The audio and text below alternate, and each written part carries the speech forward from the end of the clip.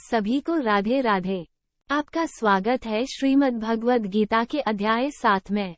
हे पार्थ, मुझ में असक्त हुए मन वाले तथा मदाश्रित होकर योग का अभ्यास करते हुए जिस प्रकार तुम मुझे समग्र रूप से बिना किसी संशय के जानोगे, वह सुनो।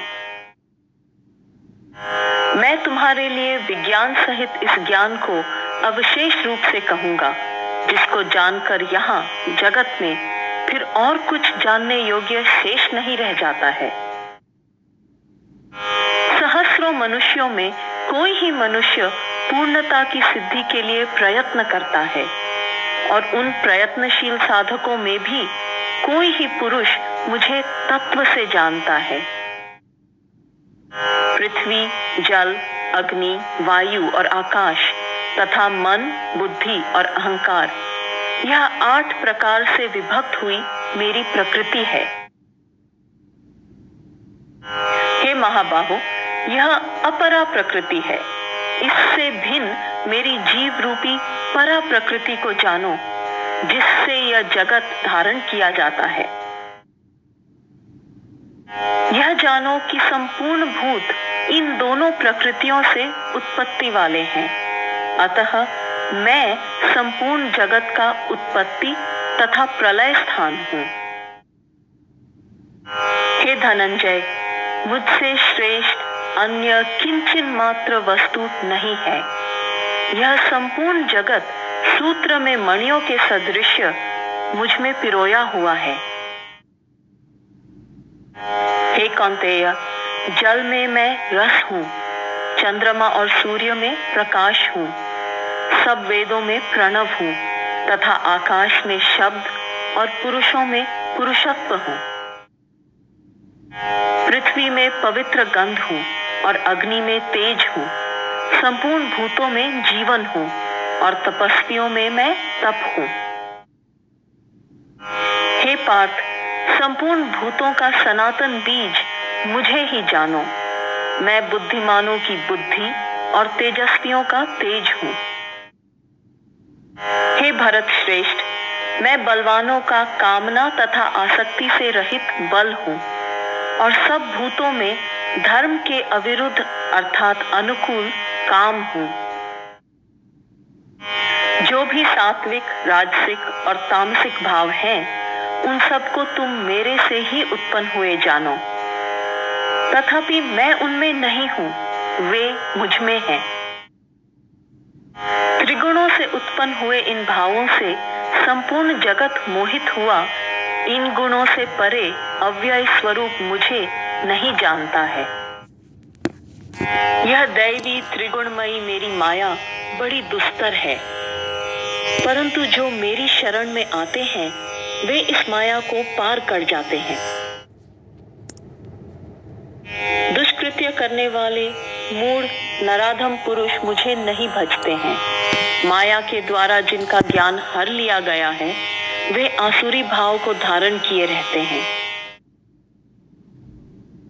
हे भरत श्रेष्ठ अर्जुन, उत्तम कर्म करने वाले आर्त, जिज्ञासु, अर्थार्थी और ज्ञानी, ऐसे 4 प्रकार के लोग मुझे भजते हैं। उनमें भी मुझसे नित्य युक्त अनन्य भक्ति वाला ज्ञानी श्रेष्ठ है, क्योंकि ज्ञानी को मैं अत्यंत प्रिय हूँ और वह मुझे अत्यंत प्रिय है।